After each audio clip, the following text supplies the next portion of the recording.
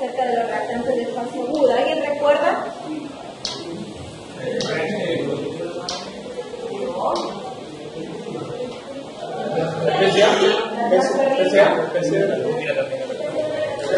PCR, la proteína C reactiva, es un reactante de fase aguda. Otro proteína certificado, BSG, la velocidad de sedimentación global. Entonces, llamamos como reactantes de fase aguda aquellos fenómenos que acompañan a la inflamación. Ojo, inflamación. No necesariamente es infección. Recuerden que les mencionaba que hay algunas pruebas laboratoriales que se implementan con procesos inflamatorios, no necesariamente solo con infección. Por ejemplo, eritrosedimentación, la proteína C reactiva, que son las más utilizadas. Entonces, fenómenos fisiopatológicos que acompañan a la inflamación y lesión tisular, y pueden estar incrementadas tanto en procesos agudos como crónicos. Y etiología variable, tenemos toda la gama de enfermedades inflamatorias, inflamaciones, las infecciones, las que vienen acá, traumatismos, quemaduras, infartos tisulares y neoplasias. Esto es algo con lo que mucho confunde. Es algo también porque siempre nos dicen, esto está incrementado a qué infección. No, tiene un proceso inflamatorio. Puede ser agudo o puede ser crónico.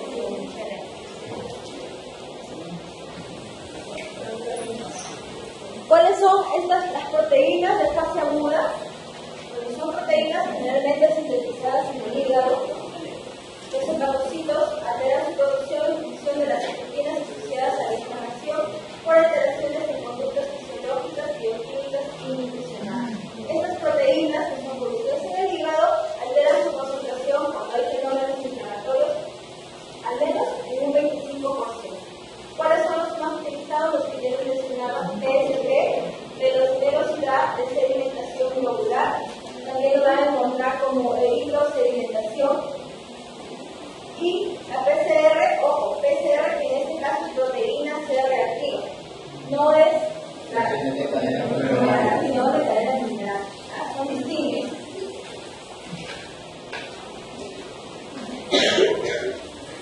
Bien.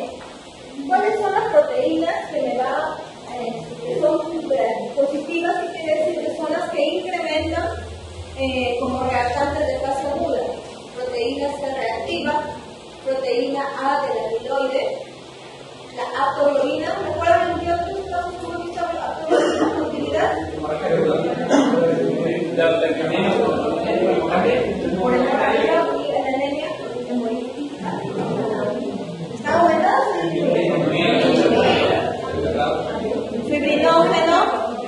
El fibrinógeno es un componente muy importante que cuando está incrementado también va a aumentar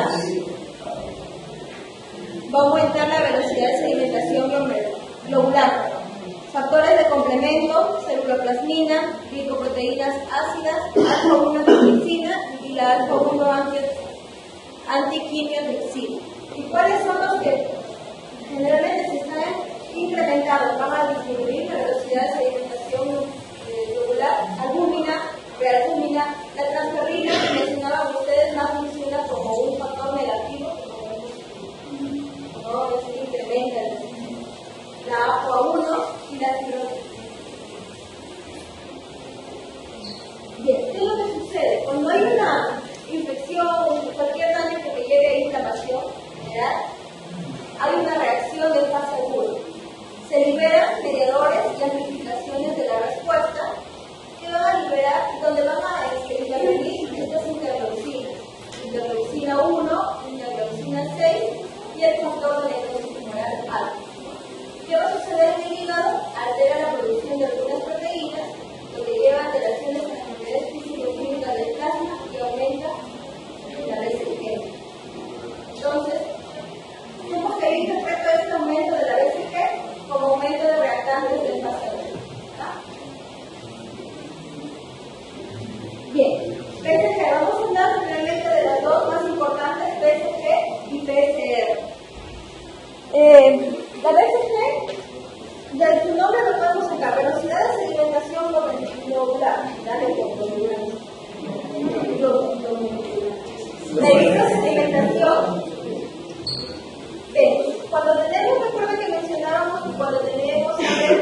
colocar en un tubo. Si centrifugamos va a haber separación de paquete globular con plasma. Entonces, en este caso, para hacer la prueba de BCG no se centrifuga, simplemente se eleva. ¿Cómo se procesamos nosotros en el laboratorio? En un tubo con LTA, en la etapa morada. Entonces se toma la muestra ahí y luego se extrae sangre total y se lleva hacia un tubo de Winthrop. Tal vez en la práctica creo que se iban a hacer a un tubo de Winthrop, se coloca un porcentaje de sangre y se deja en posición vertical por 1 hora. En esa hora, por gravedad, va a ir sedimentando los glóbulos rojos. Entonces, sedimentan los glóbulos rojos y queda aquí arriba el plasma. La longitud, prácticamente lo que nosotros medimos es la longitud que queda desde que inicia el plasma hasta donde inicia los glóbulos rojos. Esta longitud es lo que nosotros determinamos como BCG. Y se entrega el resultado, dependiendo de la longitud que obtengamos, por hora. Porque recuerden que dejamos esto reposando por 1 hora. Entonces sería 10 milímetros por hora. Entonces, así es como llegamos a la determinación del BCG. Es una prueba bastante sencilla, que lo único que se utiliza es la sangre total y el tubo de Winthrop. Reactivo acá no utilizamos. ¿Cuáles son las características de esta BCG? Que es inespecífica, lo que les mencionaba, o sea, no está asociada a una enfermedad específica. Simplemente que me refiere que si está aumentada en un incremento, hay un proceso inflamatorio en el paciente. No es constante, hay muchos factores que lo pueden incrementar o disminuir. ¿Y en qué caso estaría aumentada? En caso de inflamación, si es que hay presencia de neoplasias. En caso de inflamación es muy utilizada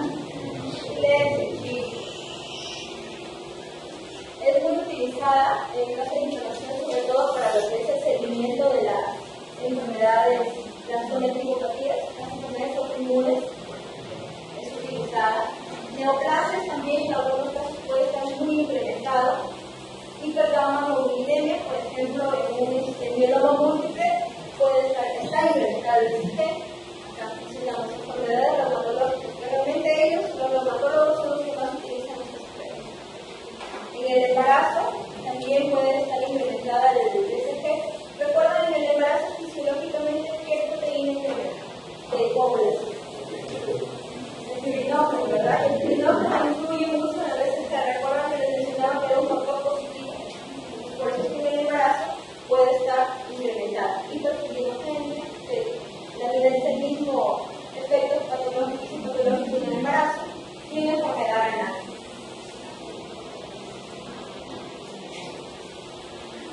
Bien, ¿cuáles son las fases de la BCG? O sea, una vez que se ha colocado la muestra en el tubo de Winthrop, ¿qué es lo que sucede? Primero se agregan los hematíes, que es los primeros 10 minutos. Hay un apilamiento de varios, hay como una hematina de los hematíes que apilan. En alguna bibliografía lo van a encontrar como apilamiento o pila de monedas, empiezan a hemodificarse. Luego viene la sedimentación rápida, duración de 40 a 45 minutos. Aquí la velocidad de precipitación es constante, empiezan a precipitar, empiezan a sedimentar rápidamente hacia el fondo del tubo. Y luego viene la concentración, que es lo que dura o lo que queda ya los últimos 10 minutos de la hora. Empiezan a concentrarse. Entonces, lo que yo mediría desde el inicio del plasma hasta donde finaliza, ¿no? El inicio donde veo la papita de los glóbulos rojos. Eso es lo que mido. Y estas son las fases de la BCG. Bien. Existen dos métodos, el de Westergren y el Winthrop. Aquí tienen sus valores aproximados. La diferencia es que los tubos que utilizan, el tubo de Winthrop, estos son los tubos de Winthrop. Estos son los que más utilizamos en laboratorio. La mayoría de laboratorios utiliza esto. Vean cómo aquí ven la capa de separación del paquete globular con el plasma. Lo que yo mido es esto, el 0 y acá 20. ¿Cuánto sería el BCG? 20 milímetros por hora, ¿no? Así es como se mide. casos en los que, suponiendo de que aquí empiece mi paquete globular, yo mido todo eso y sería de 0 hasta 60, sería 60 milímetros por hora. Eso es lo que yo valoro. Y el otro método que es el de Western, en ese caso son tubos más largos.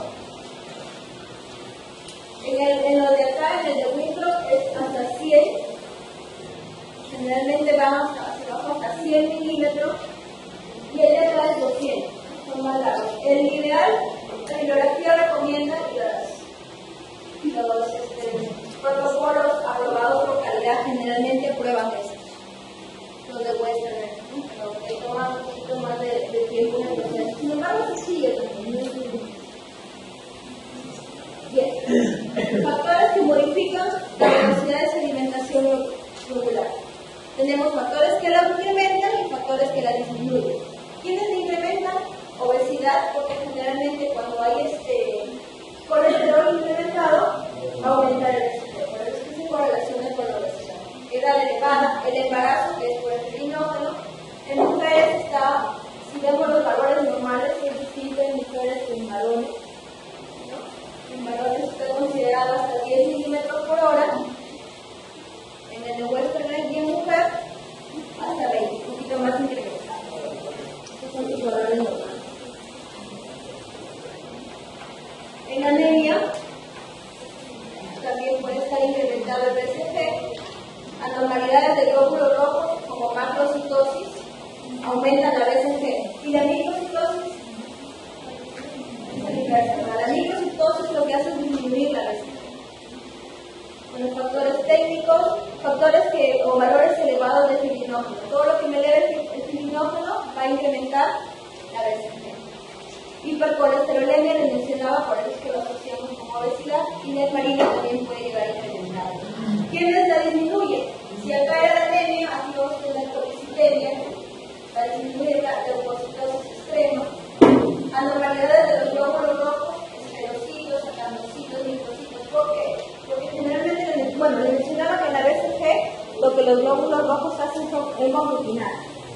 Eso es porque van a ver sobre potencial Z, vean, el potencial Z de los glóbulos rojos que hacen que se repelen. Entonces lo mismo pasa acá con esto. Hay un poco de dificultad, va por el potencial Z en los esferocitos, en los acantocitos, que hay mayor repelencia entre los glóbulos rojos, por eso se mide la magnificación y incluye el BCG. Reactantes de fase aguda. PCR, proteína, la PCR es una proteína de fase aguda producida por el hígado, denominada así por su capacidad para reaccionar con el polisacárido C de la cápsula de neumococo. Realmente así fue descubierto. Esta proteína tiene la capacidad de reaccionar con la cápsula del neumococo, por eso anteriormente se le asociaba sobre todo infección con neumococo, pero no es solamente esa infección, tiene que incrementarse también otro tipo de inflamación. Así fue como la descubrieron. Se altera significativa y rápidamente frente a un estímulo inflamatorio inespecífico y los niveles séricos caen paralelamente en resolución a procesos inflamatorios. A diferencia del BCG, el PCR tiende a elevarse antes. En las primeras 24 horas se está elevando PCR. Pasadas las 24 horas ya empieza a haber un incremento de la BCG. Es una de las diferencias que generalmente piden más PCR. Y una vez que cede el estímulo inflamatorio, el PCR también disminuye, tiene una vida media de 18 horas. Miren acá la diferencia entre la proteína C reactiva y la velocidad de sedimentación globular, ¿no? Tenemos que la PCR incrementa mucho antes que la BCG y tiene un pico mayor. La BCG empieza a incrementar horas después de que inicie el proceso inflamatorio. Así la proteína C reactiva tiende a descender rápido, por eso es que también piden para control post tratamiento, los que tenían inicios PCR incrementada, una vez que dan tratamiento, suelen pedir PCR porque es la que baja más rápido en comparación a la BCG. Si ven ustedes acá, tenemos aquí el descenso más rápido, mayor de la PCR. Valores normales de PCR, dependiendo de la bibliografía, dependiendo del método que se utilice, lo van a encontrar entre de 0 a 5. Es generalmente, la mayoría de bibliografías la mencionan. Pueden encontrar algunas de 0 a 5.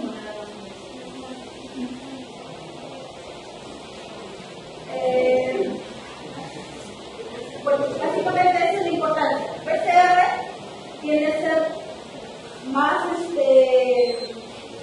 pronto su aparición, más rápido el descenso una vez que va cediendo la inflamación y a veces es más específica.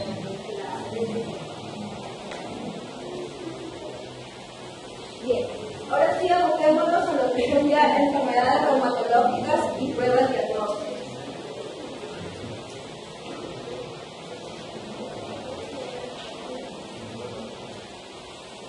Bien, existen diversas pruebas, ustedes habrán escuchado. ¿Ya llevaron reumatología? ¿Sí? ¿Algún grupo? No. ¿Saben acerca de Ana? Anticuerpos antinucleares, los ENA, anti-DNA, son pruebas que se utilizan para enfermedades sistémicas autoinmunes.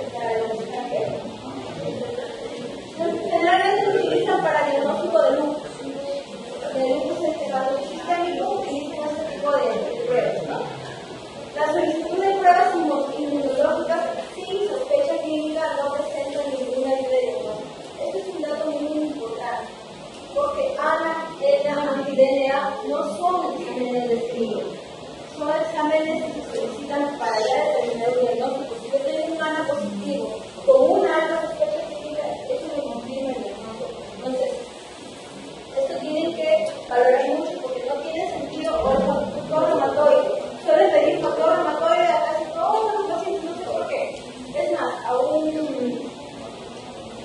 un colega, y fue criterio de tecnólogo, porque el colega es patólogo clínico, tenía ciertas molestias articulares y él asociaba a una artrosis. Y ahí quedó todo. Se hizo un hemograma solo para un estudio previo. El tecnólogo, creyendo que hacía un favor, solicita le procesa un factor reumatoideo. Pero lo único que tenía era cierto dolor y que se dio a la semana.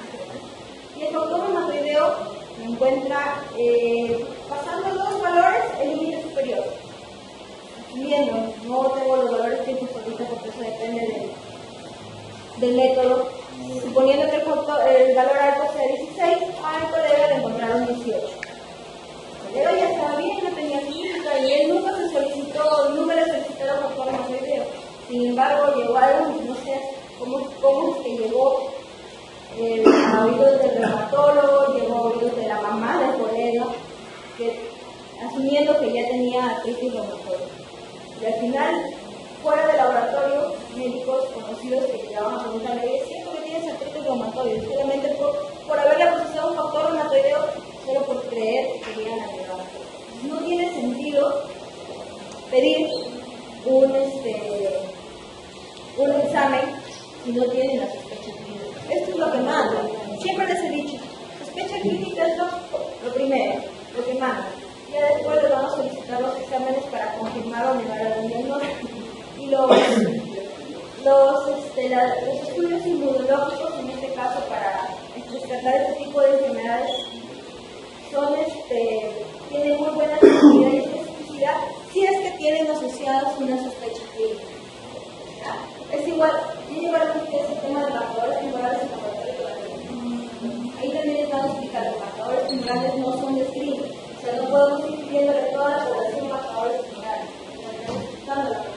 Es sobre todo con diagnóstico clínico primero. Los hallazgos de forma aislada son inespecíficos. Sin embargo, títulos elevados, como estoy hablando de titulación, títulos elevados pueden relacionarse con enfermedades autoinmunes sistémicas. Existen algunos autoanticuerpos que son naturales, podemos presentar normalmente de forma fisiológica, y así como existen autoanticuerpos que van a estar asociados a enfermedades autoinmunes. ¿Cuáles son las diferencias entre ambas? ¿Cómo podría yo diferenciar? Dependiendo de qué tipo de inmunoglobulina predomina. Si es inmunoglobulina M, generalmente es natural. Si es un tipo de inmunoglobulina G, es patológico. La afinidad, obviamente, si es patológico, tiene una afinidad alta generalmente.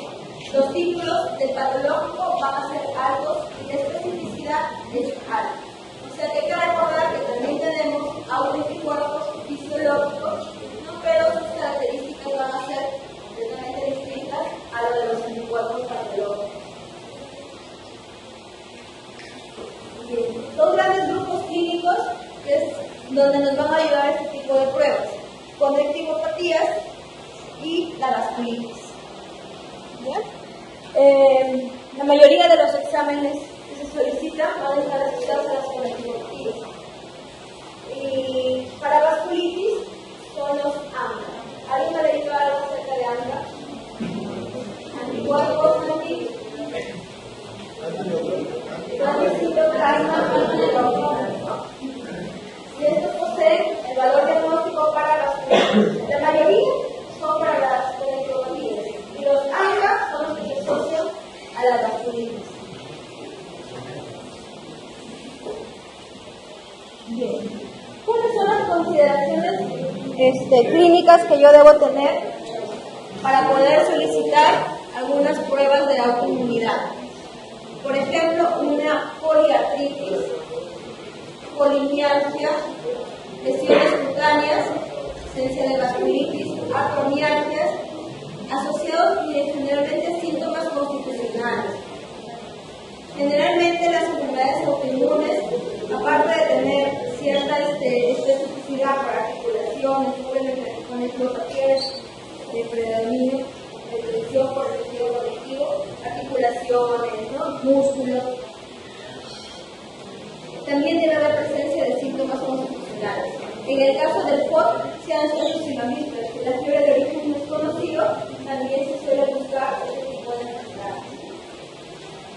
En laboratorio, ¿qué es lo que yo debo tener en cuenta? Elevación de los reactantes de fase aguda, CCG, incremento de PCR, alteraciones hematológicas, puede asociarse con leucopenia y linfopenia, anemia de proceso crónico. ¿Cómo la anemia de proceso crónico?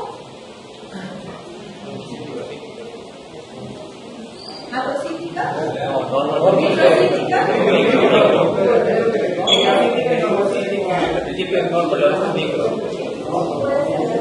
Como no política, pero con tendencia a en la bibliografía van a encontrar microcítica y en algunos textos van a encontrar valores normales con tendencia a la microcitosis. ¿Qué quiere decir? Que pueden encontrar valores glóbulos rojos dentro de lo normal, pero su BCM va a estar no sino tirando para el límite inferior, 80, 81, 82. Entre esos rangos podría encontrar en una anemia por enfermedad crónica. Por eso es que generalmente lo vamos a asociar más con microcitosis. Anemia hemolítica, bueno, ¿qué exámenes laboratoriales me ayudan a ver presencia o no de anemia hemolítica?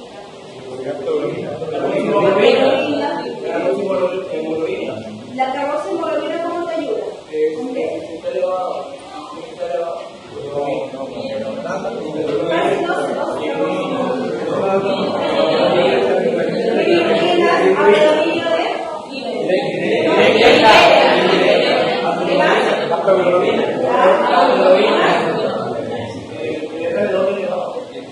¿Qué me indica la red? La presión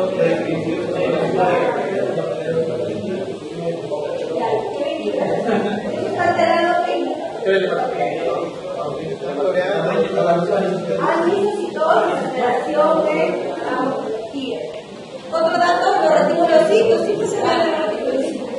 Los reticulocitos, ¿cómo se ven en el hemolítico?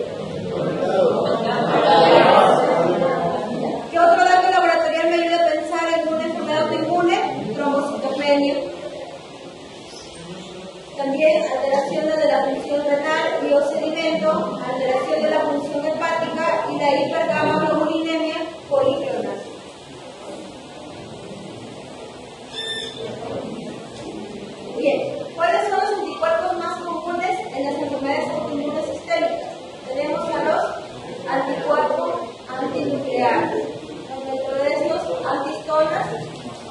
anti-DNA. Este anti-DNA es muy característico, muy patognomónico de lupus. El anti-DNA es muy patognomónico de lupus y sobre todo si se tiene enfermedad renal. Si tiene ya complicación renal, es muy probable que tenga un anti-DNA positivo. Yo he leído que más específico que el anti-DNA era el anti-stonas. El anti-stonas es para un tipo específico de lupus. ¿Cuál? Anti-stonas también es. No, pero Por ejemplo, con medicamentos. El lupus con medicamentos es el anti-stonas. Y el anti-DNA también lo van a encontrar como anti-DNA activo o de doble cadena mismo. Entonces, este es el más específico para el lupus. Anti-ENA, ¿qué quiere decir anti-ENA?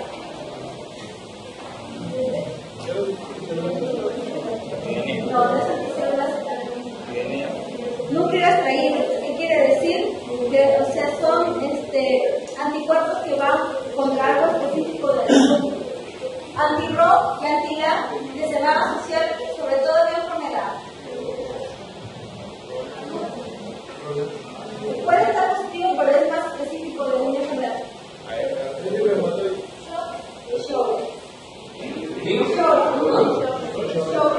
Es el J-O-P-R-E-N.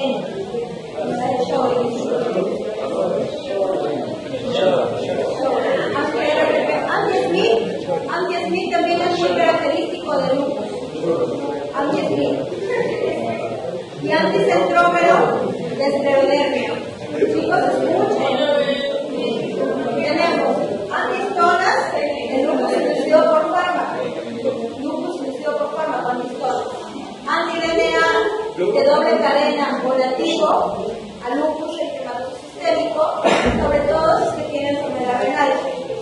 El anti-RO y el anti-LA, que son más específicos para Sjögren, el anti-SNP, que es para lupus, y el anticentrómero, que es más frecuente en esclerodermia. ¿Ya? Bueno, factor reumatoide, que generalmente con qué lo podemos asociar con artritis reumatoide. Pero el hecho de que yo tenga un factor reumatoide negativo no quiere decir que el paciente no tenga artritis reumatoide. Si sale negativo, no descartamos la enfermedad. Complemento, bioglobulinas, ¿no? Y acá tenemos el ANCA, que era para vasculitis. Bien. Estos son los criterios diagnósticos para artritis reumatoide. Bueno, si ustedes encuentran uno más actual, revisan porque el último que yo he encontrado es del 2010. No encuentro uno reciente, el que he encontrado. Si ustedes encuentran otro, y lo conversamos. Dentro de, tenemos acá que toma en cuenta a las articulaciones y en serología, que es donde vemos los anticuerpos, da una valoración. Da una valoración. RF es el valor, el factor reumatoide, y el ACPA, ¿alguien ha leído? El ACPA, el ACPA. La proteína inclinadas. Proteínas inclinadas. Sí, la proteína citrullinada. La proteína citrullinada. Eso también se toma en cuenta ahora para valorar el diagnóstico. ¿Qué lo vamos a ver? También miren, aquí toman en cuenta los reactantes en fase aguda, ¿no? SR y la velocidad de sedimentación globular y la duración de los síntomas, clínica y laboratorial.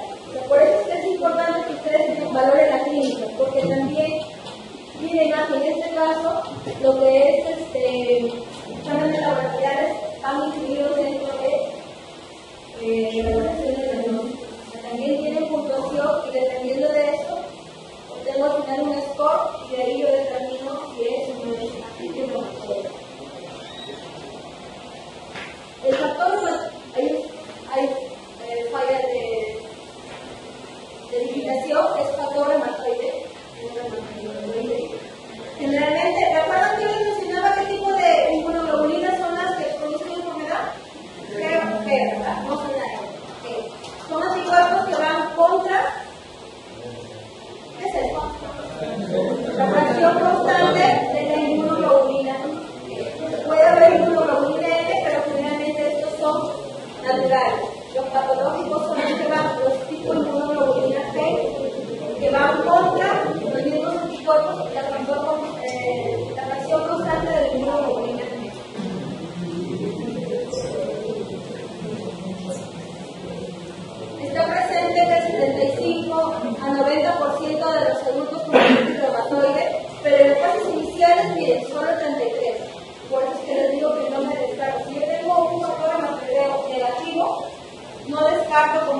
la enfermedad, porque en fases iniciales solo está en el 33%.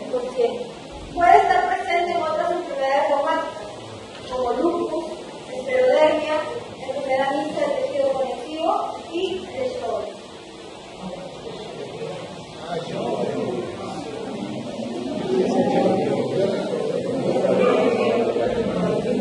En población sana también puede haber, miren, presencia de títulos bajos, de 1 a 5%, el factor reumatoideo está asociado a formas más severas. O sea, si el paciente tiene presente el factor reumatoideo, hay que asociarlo ya a un peor pronóstico, está asociado a mayor severidad de la enfermedad. Se asocia con una enfermedad erosiva y esta articular. Por eso hay que pensar en otro pronóstico, la enfermedad erosiva y esta articular. Como derrame pericárdico, nódulo reumatoide y el síndrome de Lefebvre. Otros anticuerpos, tenemos los que mencionan acá, el antiperinuclear, queratina A, la filagrina, y este es uno que, como ven, ya está incluido dentro del score de diagnóstico de artritis reumatoide. Este es el péptido cíclico ciclohidrato.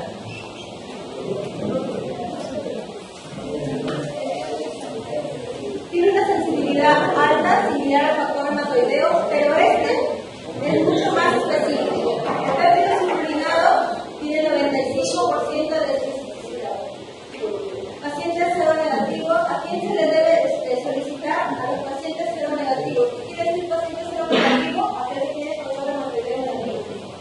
Se le debe solicitar péptido ciclohidrato si es que tiene alta suficiencia de artritis reumatoide. Aquellos pacientes que me dan un factor reumatoideo positivo, pero mi clínico me indica más de su lupus. De su lupus, si tiene factor reumatoideo positivo, debo pedirle péptido ciclohidrato. Si me da positivo, inclino más por un artritis reumatoide, pero si me da negativo, me inclino más por la otra manera. Pacientes con hepatitis C y otras infecciones se asocian a menudo con la positividad del factor reumatoideo. El factor reumatoideo me puede dar también falso negativo y falso positivo. Estos, a diferencia del factor reumatoide que les mencionaba que no, el factor reumatoide se incrementa acá solo el 30% en etapas iniciales. Este es más detectado en la artritis reumatoide temprana. Pero no todos los pacientes con artritis reumatoide tienen el péptido ciclohidrato. El 50% de ellos muchas veces no lo pueden identificar. Hacer el diagnóstico es todo un escala. El resultado positivo de anticuerpos antipéptidos ciclohidrato combinado con factor reumatoide se correlaciona con la progresión cardiográfica. Bien. Mencionábamos la parte de la artritis reumatoide. ¿Cuáles son los dos principales, las dos pruebas más solicitadas para la artritis reumatoide? Y además recuerden que dentro del score también están los reactantes de fase aguda. ¿Cuáles son? SR y el SG. Son los más importantes los más utilizados en enfermedades autoinmunes. Ahora vamos a ver la parte de anticuerpos antinucleares, que son anticuerpos dirigidos contra componentes de partículas subcelulares localizadas en el núcleo, incluyendo estructuras nucleares, nucleosomas y proteínas nucleares no históricas.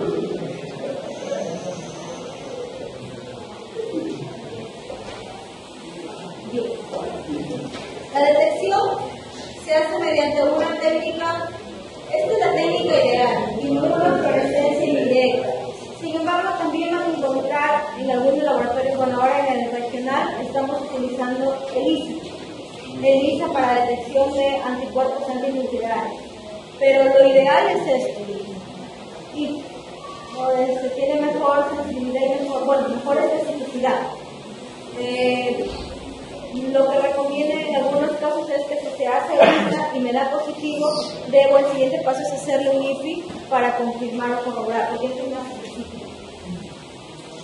tiene un valor orientativo, y cuando les entregue un resultado de ANA, va a encontrar y va a mencionar distintos patrones. Acá tengo patrón homogéneo, patrón periférico, moteado o nuclear, ¿no? Y a veces cada uno de estos se correlaciona con algún tipo de enfermedad. Pero ya vamos a ver otro cuadrito. Existe un elevado número de anticuerpos contra distintas especificidades de núcleo, ¿no?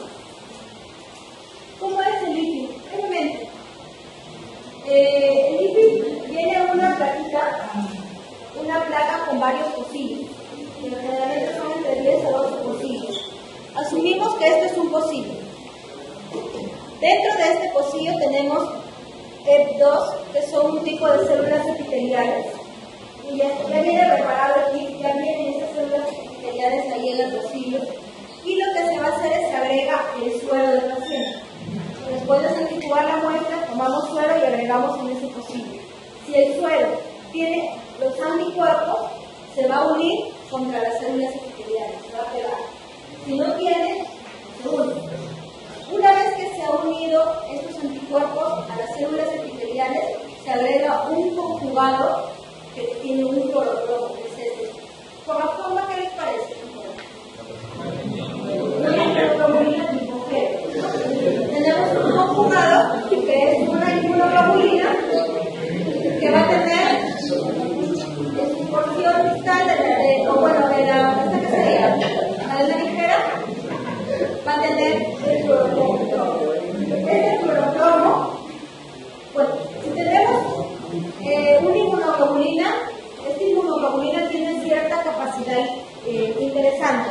Es una es un anticuerpo contra otro anticuerpo. Entonces, como yo tengo acá la presencia de anticuerpos del suero, este anticuerpo de inmunoglobulina anti-inmunoglobulina se va a unir a la inmunoglobulina del suero. ¿Sí me dejo entender? ¿Sí me comprenden?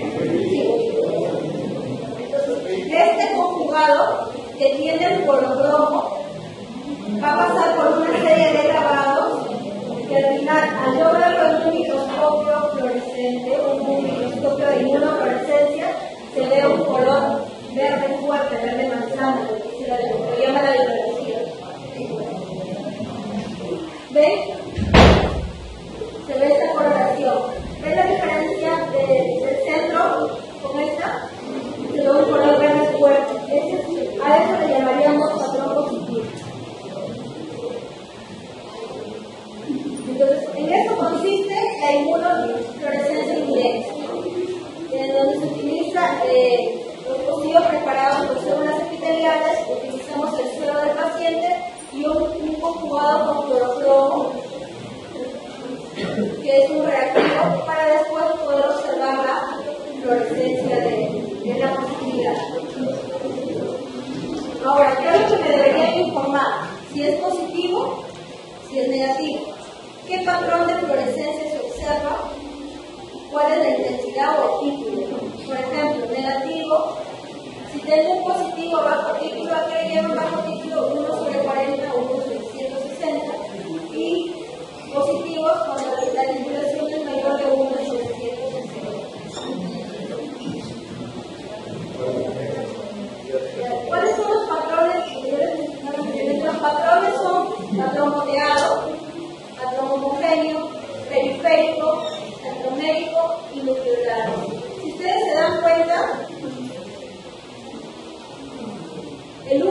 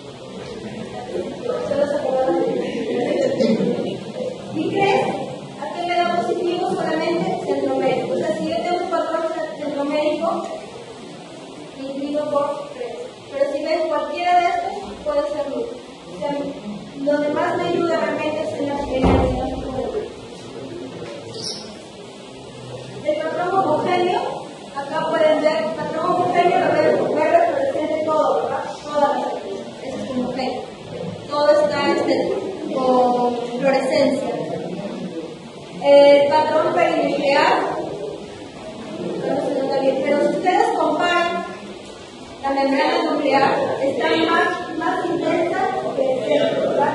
Entonces, es positivo, pero para un patrón perinuclear.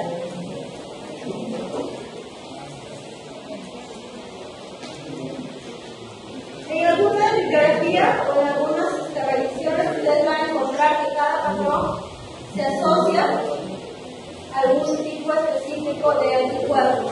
Generalmente no lo utilizamos mucho, deberíamos, pero la verdad es que no lo usamos mucho porque lo más frecuente aquí es lupus.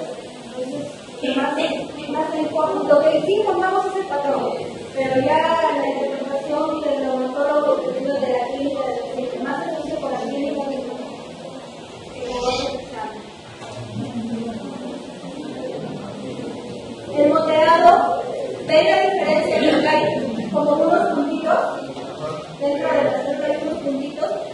A eso es cuando ustedes les llegue el informe de que hay algún patrón moteado, ¿no? Que puede ser grueso o más fino, que también logran ver. Hay algunos espacios que están más teñidos que otros, sobre todo el patrón moteado.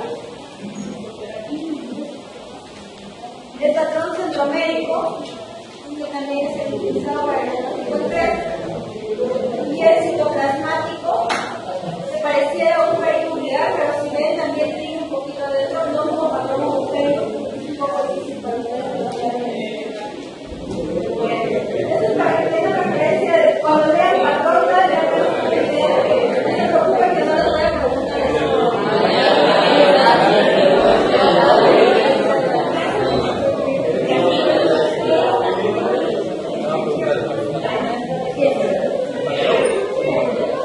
Chicos, no se asusten. Por eso te decía que este es un tema un poco tedioso porque abarca casi toda la...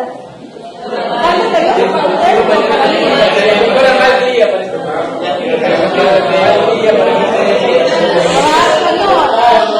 A ver, chicos, silencio. Yo comprendo que están cansados, por eso que cuando hacen bulla, la verdad es que ya...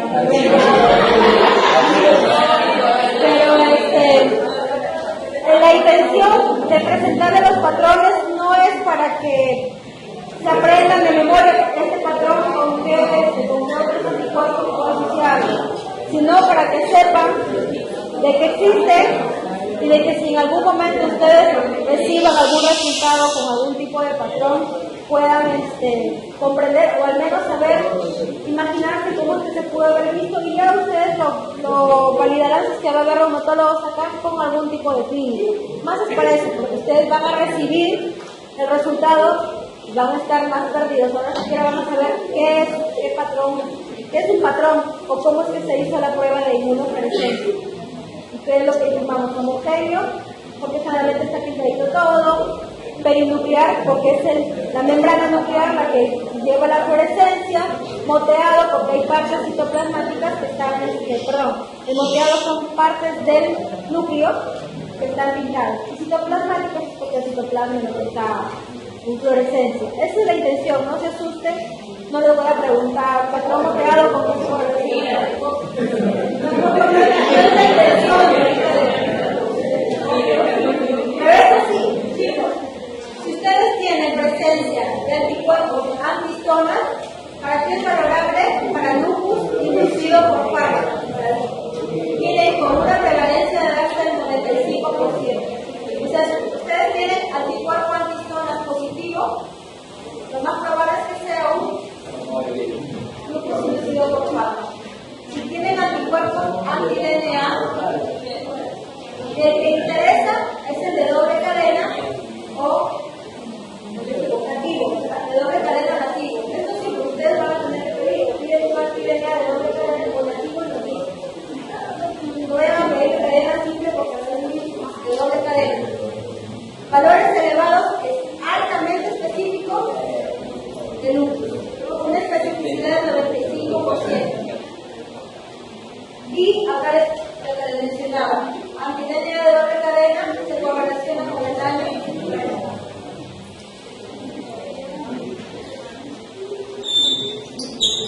Estos son los anticuerpos frente a proteínas extraídas del núcleo, los ENA, anticuerpos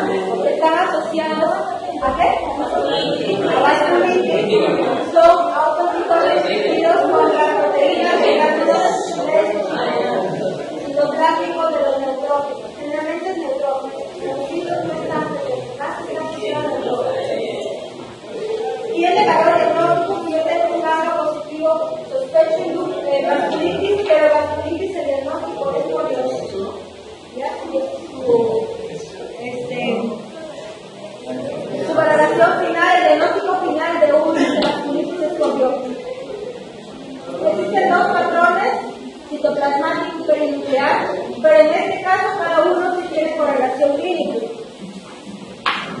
El perinuclear asociado a una poliarteritis nodosa y el citoplasmático a una granulomatosis de huevo.